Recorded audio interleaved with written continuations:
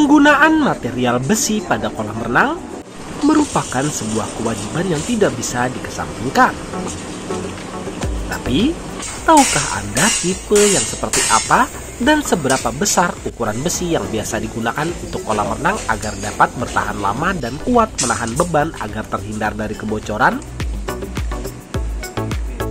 Di sini, kami akan membahasnya. Jadi, selamat menyaksikan.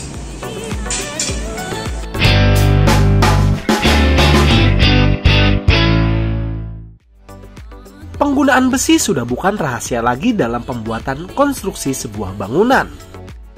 Mau rumah, hotel, kolam ikan, kolam renang, dan semua yang berhubungan dengan konstruksi sangat dekat hubungannya dengan material besi. Tapi, tahukah Anda mengapa penggunaan besi diwajibkan dalam konstruksi?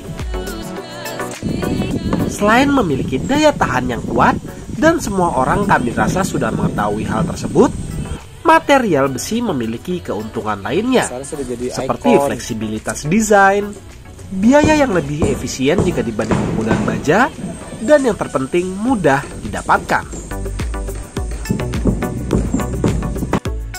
Hampir seluruh konstruksi yang ada tidak dapat lepas dari penggunaan besi. Begitupun untuk pembuatan kolam renang. Ada cukup banyak rancangan besi yang harus dibuat dalam setiap pembuatan kolam renang. Dan dalam setiap rancangan strukturnya akan menggunakan tipe besi yang berbeda, baik jenis dan ukurannya. Jadi, mari kita bahas satu persatu.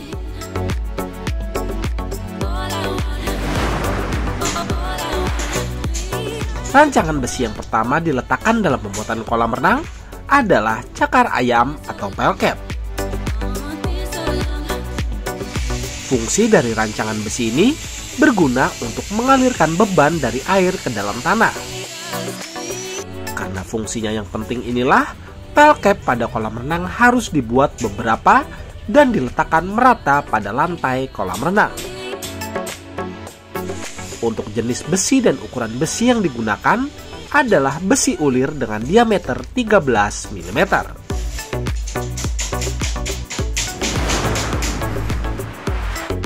Rancangan besi yang kedua adalah sleeve. Umumnya, sleeve terdapat pada bagian lantai dan berbentuk memanjang.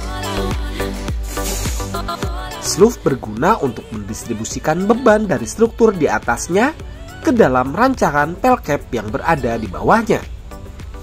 Dibutuhkan 4 besi pokok dan rancangan besi bagel atau cincin untuk membantu mengikat 4 besi pokok tersebut.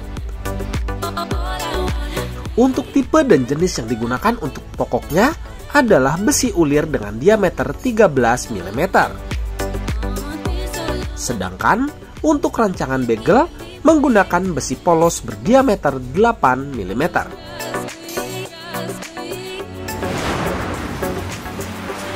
Rancangan besi ketiga adalah kolom. Rancangan besi ini sama persis seperti sleeve. Yang membedakannya adalah jika sleeve terdapat pada lantai, maka rancangan besi kolom ini terdapat pada dinding kolam renang. Nantinya, besi kolom ini akan menyambung dengan rancangan besi sleeve yang terdapat di dasar kolam renang. Untuk ukuran dan tipe besi yang digunakan pun sama. Besi ulir 13 mm untuk menjadi besi pokoknya, sedangkan untuk besi bagel di angka 8 mm.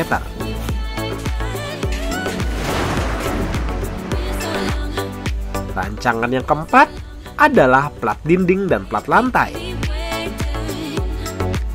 Fungsi dari rancangan besi ini adalah membagi beban secara keseluruhan di seluruh bidang kolam renang. Umumnya, rancangan besi plat ini dibuat sebanyak 2 lapis dan menyilang agar menjamin kekuatan kolam renang dan terhindar dari keretakan konstruksi. Untuk jarak anyam rancangan besi ini sekitar 20 cm. Dan untuk ukuran besi yang digunakan adalah 8 mm dengan tipe besi polos.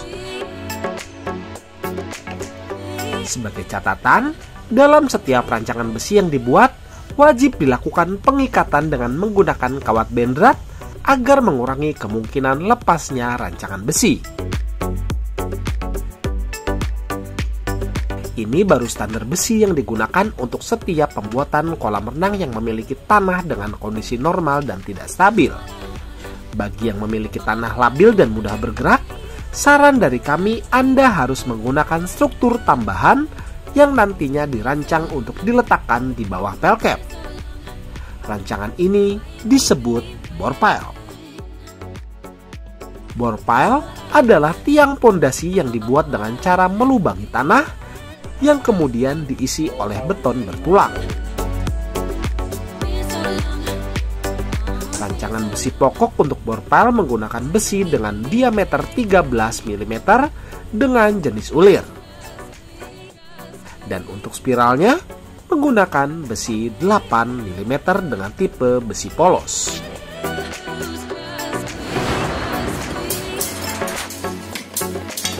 Ini adalah spesifikasi paling standar dalam pembuatan kolam renang.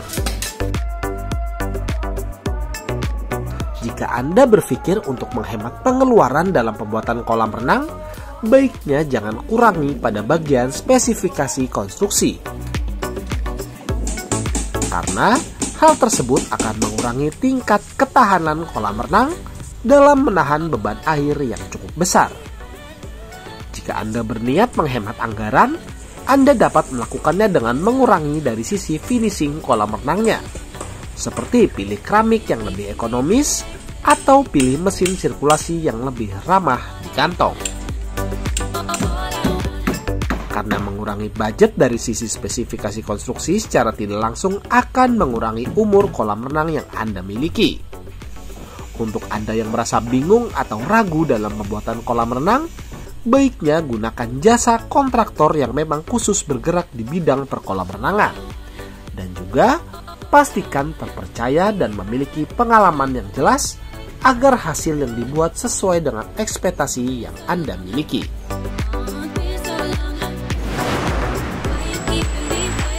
Terima kasih telah menyaksikan video kami. Jangan lupa untuk bantu support kami dengan cara klik tombol like, subscribe, dan tekan tombol loncengnya, serta bagikan video ini agar channel ini dapat terus berkembang dan dapat terus membagikan manfaat untuk Anda semua. Sampai bertemu di video kami berikutnya dalam The Multipool Channel. Sampai jumpa. Jika Anda membutuhkan jasa pembuatan ataupun renovasi kolam renang yang berkualitas dan juga bergaransi, Anda dapat menghubungi kami di nomor berikut. Atau Anda dapat menghubungi kami di kontak yang terdapat pada deskripsi video di bawah.